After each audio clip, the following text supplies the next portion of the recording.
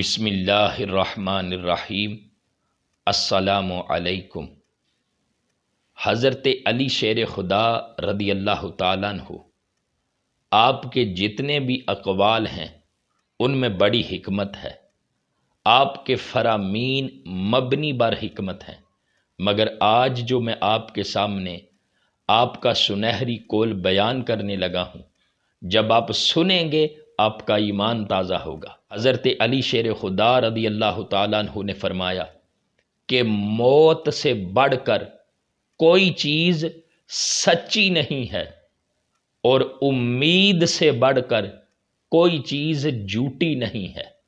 اب یہ فرمان سنا آپ نے کہ موت ایک ایسی چیز ہے جو حق ہے، موت سے بڑھ کر کوئی سچی چیز نہیں ہے۔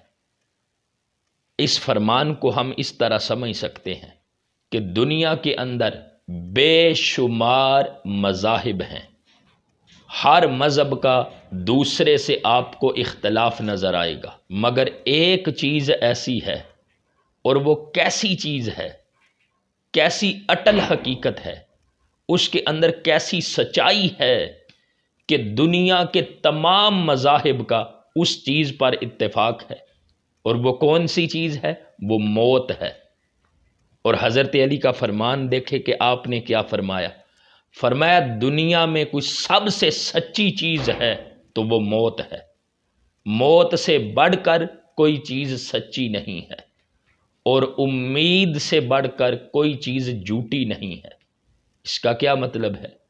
کہ بندہ خواہشات لگا لیتا ہے، امیدیں باندھ لیتا ہے، اور پتہ نہیں وہ امید وہ خواہشات پوری بھی ہوں گی یا نہیں۔